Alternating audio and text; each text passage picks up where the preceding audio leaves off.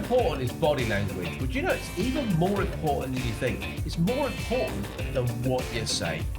My name is Ritchie Clapson and welcome to the Open Door Show.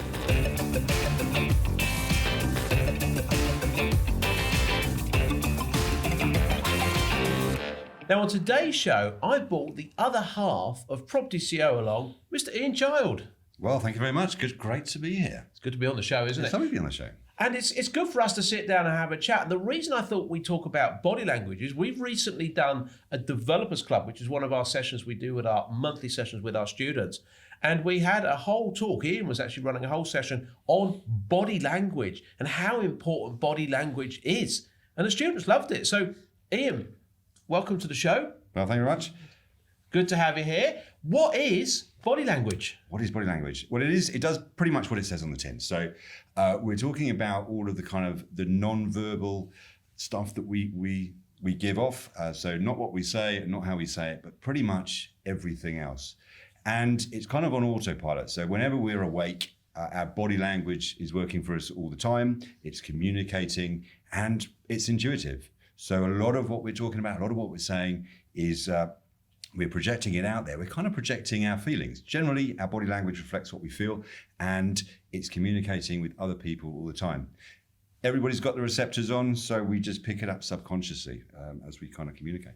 So even right now, sat here, I'm doing some body language. You are. And my subconscious is receiving that and acknowledging it, and we just we do it. It's just completely intuitive.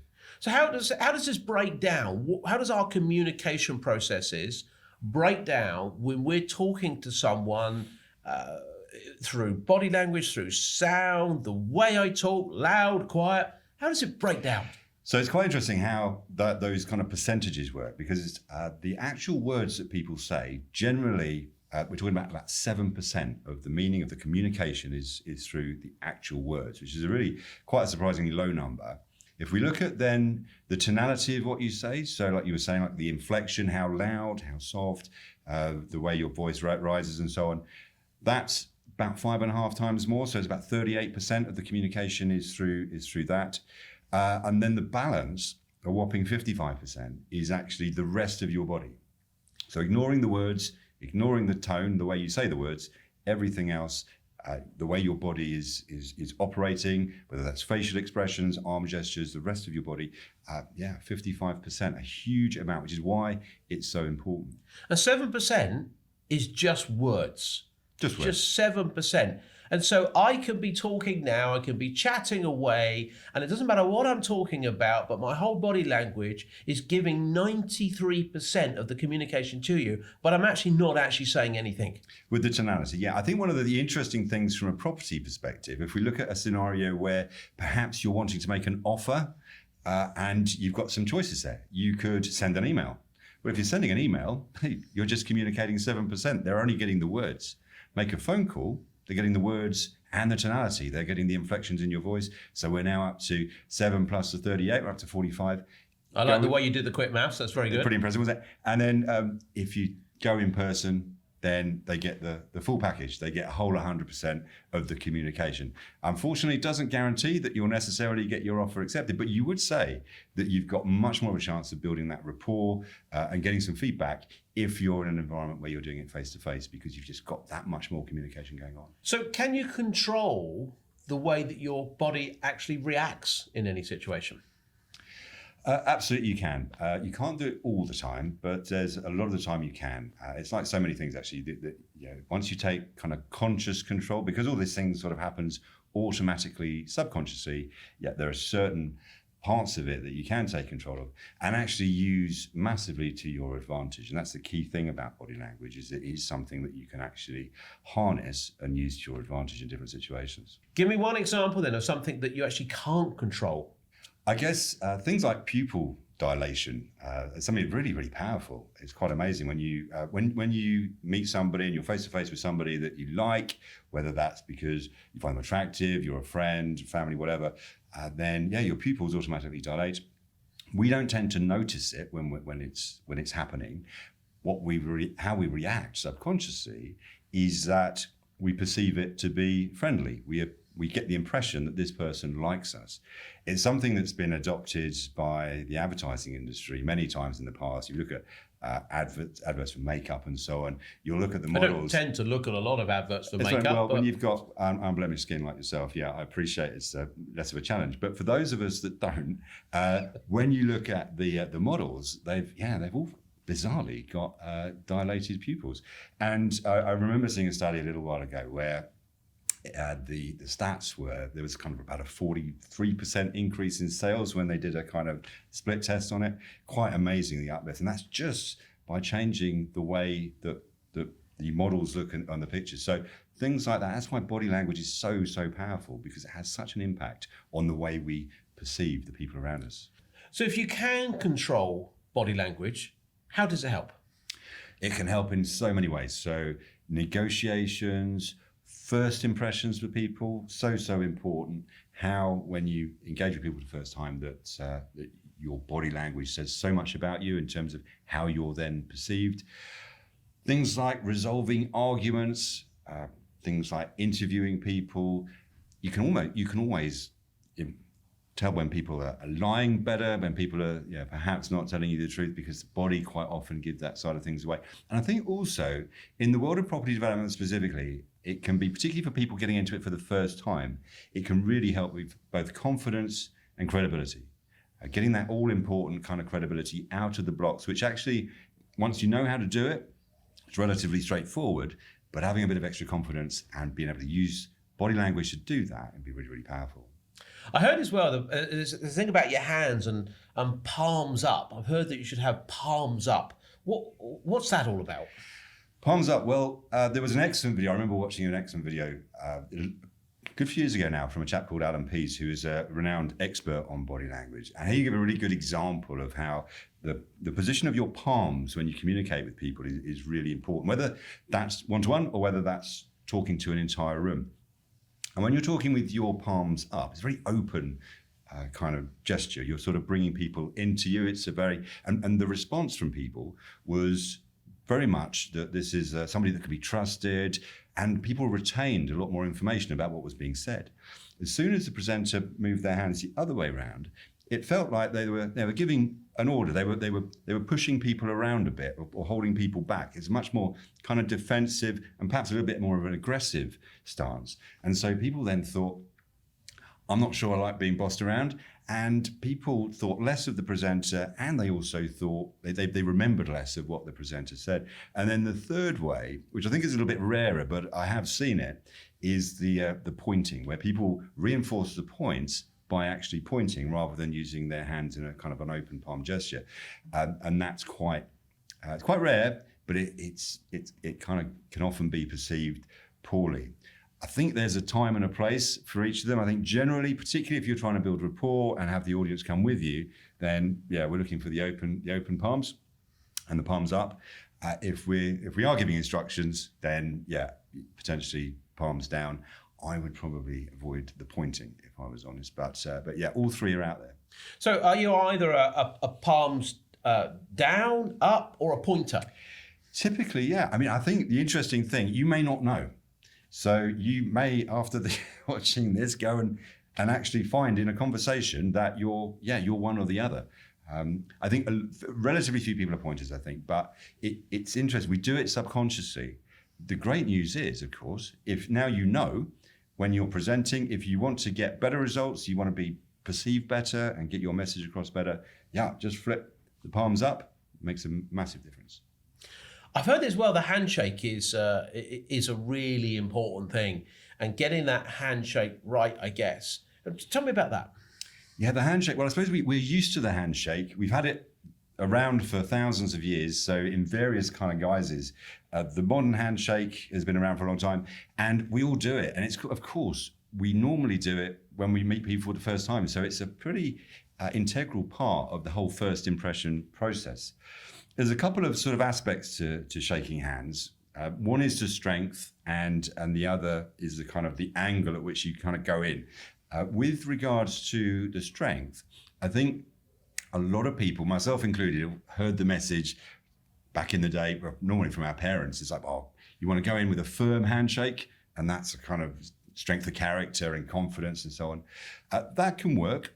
That's fine, and it does do that. But if you're trying to build rapport, what you're trying to do is actually not be assertive in that way. The way of doing that is actually to reciprocate the strength. So we all know that there are some people out there that try and wrench your arm off and break the bones in your fingers. They're rare, few and far between, but they are out there. There's other people at the other end of the scale, which is like a bit of a wet fish or a lettuce.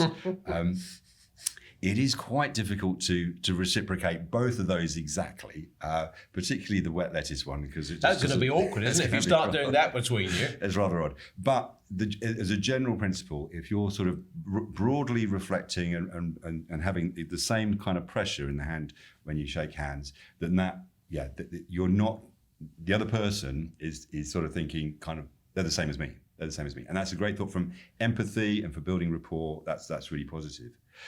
The other angle of it, the other side of it, is the angle at which you go in. So kind of naturally, when you go in for a handshake, particularly if you've got quite a firm grip, then the tendency, and a lot of people like to have what they call the upper hand, where the hand goes over the top, and you're sort of twisting the person's hand to the side. And again, that may seem like a really tiny thing because we don't do it in a massive way. We do it in a very sort of subtle way. But subconsciously, we're really attuned to it. So we actually react, and subconsciously, we feel that assertiveness. So what you want to be able to do is to kind of maintain that kind of vertical handshake when you go in. So even if they're trying to maybe move you over one way or t'other, just bring it in center, and that will kind of centralize the whole thing. And then they're not left feeling that you're trying to be assertive or whatever. Again, just helps that empathy and rapport building. So you're going to match with the other person, but it's not an arm wrestle, is it? It's not an arm wrestling. I would, leave arm wrestling out if you're trying to make a good first impression. So we're going to get this handshake right, but how long, when people come to meet us and they start speaking to us and we've got our handshake and our palms up and our palms down and our pointing or not pointing, how long is it for someone to make up their mind about us? Well, not very long. A lot of people say it's the first 30 seconds is when you make your first impression. And of course, that's true. The reality, I think, particularly if you're in a one-to-one environment, you've probably got 3 or 4 minutes to be able to make that first impression. What will happen is beyond that, you've probably only got kind of 10% left to go. So maybe 90% of the impact that you have on a person is delivered within the first 3 to 4 minutes of meeting you, which is actually great news because it means that you only need to focus on that first impression for that long. And then you just let the whole side down after that. You go, oh, that's it. You've done the handshake. You don't handshake for 4 minutes, do you? No, that can be tricky. Interestingly, one of the things that the perceived wisdom is that when you do shake hands, you should let the other person judge when the handshake is released. So when you finish? When you finish, yeah. So some people prefer a short handshake, others seem to be going for quite a while. But rather than you dictate that, if you let them dictate that, again, it's just all about building that rapport. I see a slight problem there then. What if they've actually now they've listened to this open door show and they've decided that they're going to wait for the other person to finish the handshake, and they've also listened to the open door show and they're both waiting for the other person to let go. What do you do in that situation? Indeed, a tricky one that I think we're just going to have to face in the light of everybody seeing the show. But hopefully, in theory, could go on forever, but one hopes not. So you're going to release that at some point. What else could we do to make ourselves more confident when we're actually seeing people? I think there's a lot of things that can be done, not purely through body language, but to make people feel more confident inside. One of the things I really like about body language is that it works both ways. So people perceive you as being confident when you've got a confident body language, but it also makes you feel confident, which is, so it's a win-win. And of course, when you feel confident, it just means that you can speak more naturally. You're going to be able to be less nervous. You're going to be able to remember stuff more. Other things that you can do, one of the common ones that you often see, particularly with politicians, is the old steeple gesture. So they're steepling their fingers, and it gives them that sort of thoughtful expression, as if they're thinking, they're serious, measured, calm, confident, they're in charge. You see politicians do it a lot. In fact, politicians, really great examples of good body language. because they are trained. Politicians the world over are trained in how to, media training and so on, but how to project, how to use their bodies to good effect, because they're on view 24/7, and it's basically, it counts at the ballot box what people think of them. So a lot of effort goes into, they've got script writers for what they say, but as you can imagine, if only 7% is what they say and the rest is tonality and body language, there's a huge effort that goes into people in the public eye, in the way in which they're perceived. And so they have body language people teaching them how to do it. So quite interesting when you look at people on the telly, and particularly the ones in politics or in the media, you can see how they actually react and how they've been trained in good body language. I always remember looking back at an original Margaret Thatcher videos of recordings of her before she was rising to her fame as she did in the day, whatever you think of her. But if you actually take some time, look back at original Margaret Thatcher videos, and then as she came into power and as she became Prime Minister, you see those transitions in her body language. Yeah, it's fascinating. Amazing. Yeah, no, absolutely.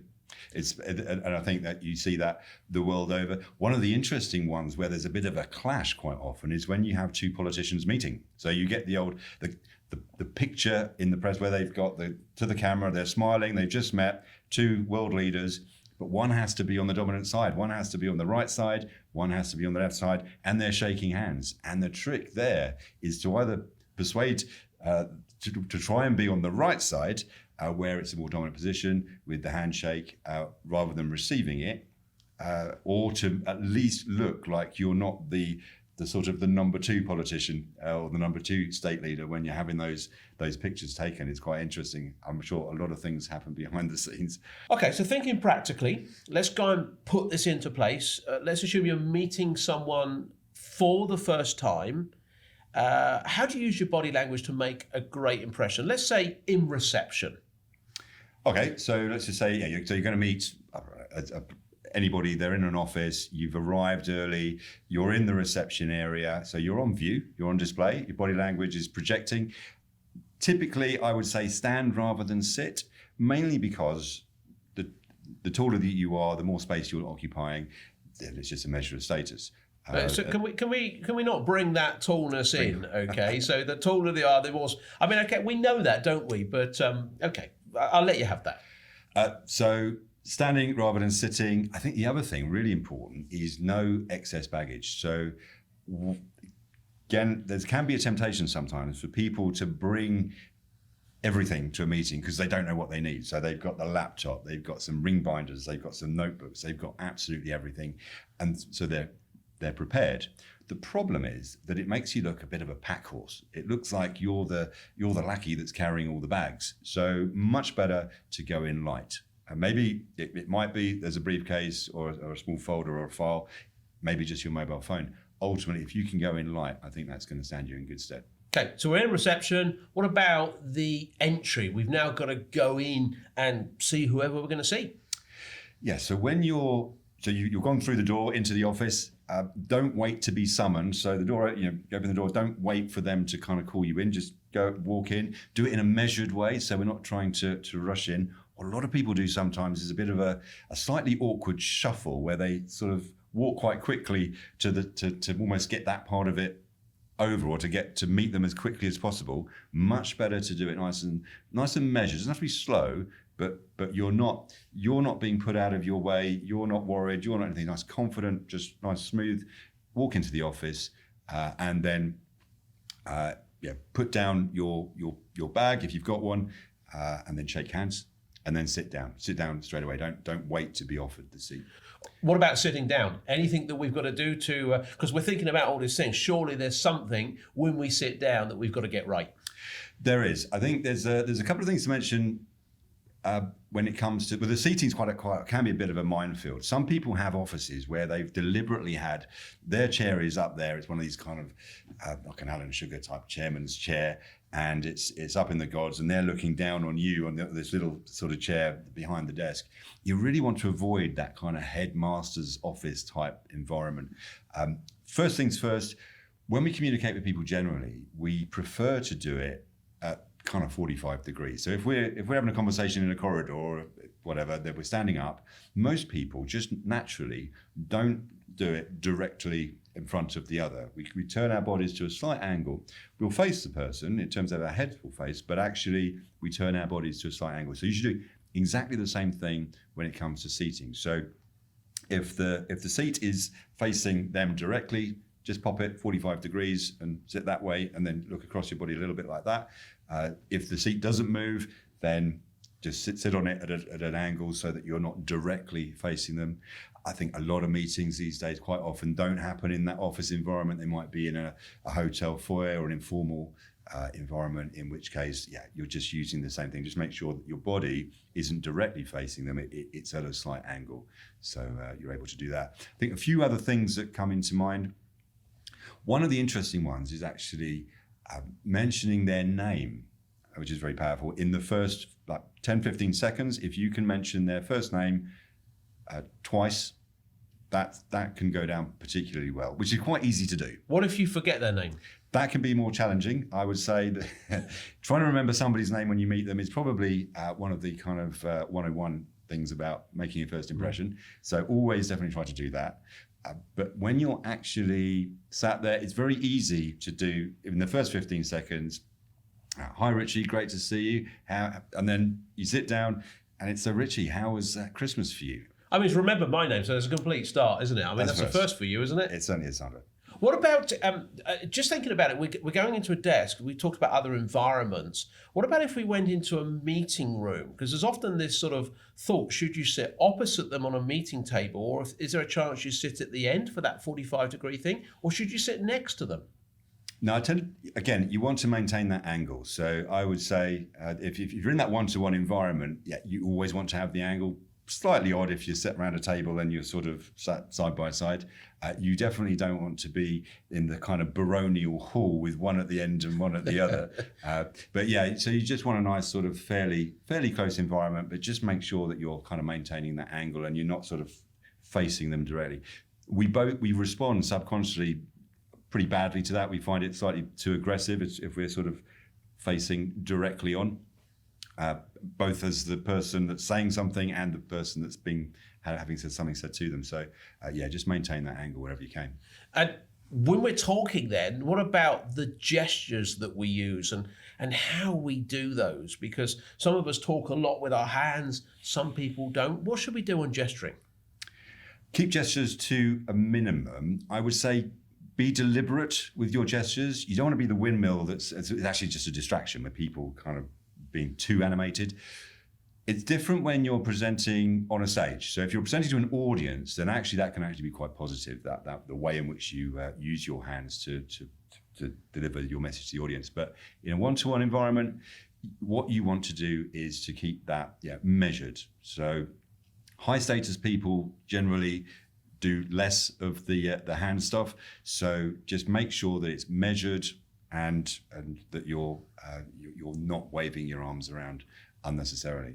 The windmill, is that a technical term? I don't know if it's a technical term, but I've seen it done very often where people are just all over the place with their hands, and it becomes really distracting because people are sort of, it looks like origami or something being done, and it's completely distracting from what actually you're saying. So whilst the body language is absolutely critical, it's giving you all that information, sometimes that information is masked because people are watching it and really not quite sure exactly what you're trying to convey. It can be a complete distraction. Imagine if we were on today's show and I'm sitting here and I'm doing all this, and I suppose that is distracting, isn't it? But here we go.